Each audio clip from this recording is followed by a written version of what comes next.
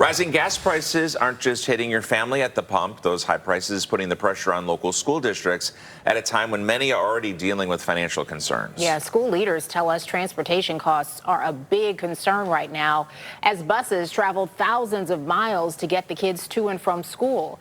Tessa DeTiro joins us live this morning from Avon Lake. Tessa, how are districts navigating these changes? Yeah, good morning, Tiffany. So things are just expensive for all of us right now, and it is affecting school districts as well. You know, the kids got to get to school, right? Unless they're on spring break, which will be soon. Little reprieve there for the districts. But here in Avon Lake, we're outside their transportation center. The bus drivers are starting to show up this morning already. There's a 34 fleet of buses, and you know, the majority of these run on diesel fuel, which AAA tells us right now in Ohio is like around $5 a gallon. So it's really adding up for these buses. But you know, a lot of these school districts have rainy day funds to kind of plan for this kind of a thing. But officials say no matter the cost, getting kids to school is the priority. The district is looking to add more buses that use gas instead of diesel in the future to help manage rising costs. The most important thing is our kids and making sure they get to school. So the buses have to run no matter what. So you sort of factor that into your long range forecast. And the most important thing that somebody on the operations side of a district can do is just try to bend those costs over time.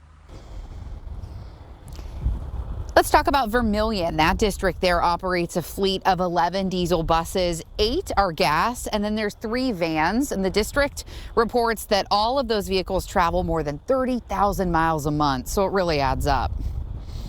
The real worry, honestly, is that especially with the price of diesel, this sharp increase that you're seeing right now, the problem with it is these things tend to have a really long tail. They don't go down very quickly, and they don't go down, you know, they last a long time. It can be unpredictable how long these things last, right? So both the districts told me as well that they pay fuel costs for contractors. So anyone coming to or from the district to do any work, they're paying for higher gas prices there for those contractors as well. So we'll keep watching this for you. But, you know, these districts are doing kind of what we're all doing at home, watching our budgets, pinching our pennies where we can. Mike and Tiffany. Yeah, you talk about these budgets when it comes to school districts, Tessa. Well, News 5 has reported on the possibility of service and other cuts at Greater Cleveland RTA as a way to save $11 million. So I reached out to the Transit Authority to find out whether there's concern over these rising fuel prices. A representative tells me they've been able to avoid the impact because of a few things. Compressed natural gas fuels 83% of the bus fleet, not gas or diesel. RTA also has a contract with a supplier at a locked-in rate. For the rest of the buses that run on diesel, there are so-called fuel hedging contracts in place. That helps to stabilize that budget. Well, we know given the current economics, even the slightest bump in prices at the pump can impact a family's budget. I was curious to see how drivers in Northeast Ohio are handling this spike, so I stopped by a local gas station. How do you feel about them? They suck. They're sky high, and nothing anybody can do about them. Janet May from Brook Park is frustrated with rising fuel rates. I used to be able to fill up this thing for $20, and now $20 gives me a half a tank. So, You concerned that they're going to keep going up? yeah.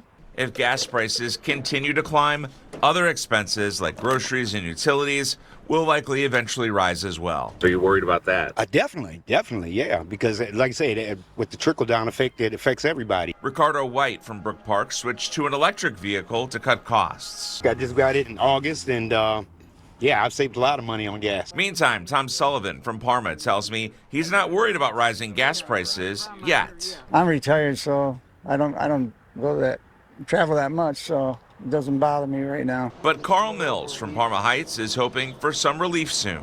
It's something we have to live with, I guess. It's going to get better.